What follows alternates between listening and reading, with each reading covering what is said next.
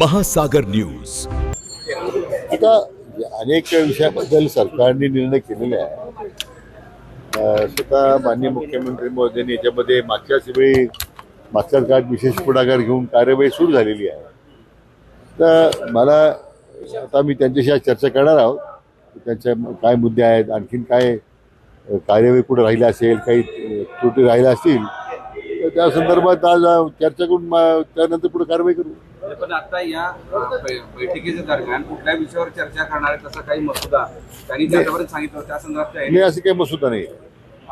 आता आमच्या ऑलरेडी त्यांनी जे जे मुद्दे उपस्थित केलेले आहेत त्याच्या संदर्भात कार्यवाही झालेलीच आहे. आता त्या कारवाईमध्ये काही त्यांना त्रुटी वाटत असतील किंवा काय अडचण वाटत असेल तर आणखी चर्चा करू आपण त्याच्यामध्ये.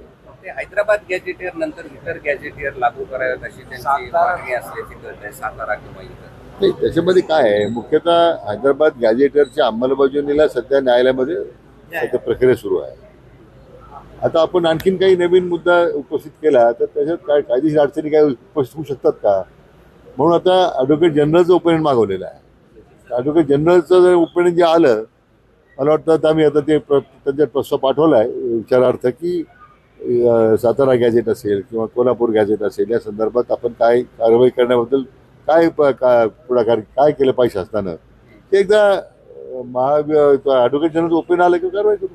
दोन्ही पक्षाचे नेते सोबत आहेत, शिवसेना आणि आपण शिष्टाईसाठी. असं पहिल्यांदा होतंय कारण यापूर्वी कधी उदयदादा अगोदर येऊन जायचे, त्यामुळे मधल्या काळात टीका होत होती, आरोप झालेले होते की एकाच शिवसेनेचेच लोक येत आहेत. आम्ही वेगळे कधीच नव्हतो. तो आपण मला वाटतं तो एक थोडा गैरसमज झालेला दिसतोय. एवढंच एक आम्ही एक संमताने निर्णय केलेले सगळे आतापर्यंत. असं काही वेगळं काय त्याच्यात.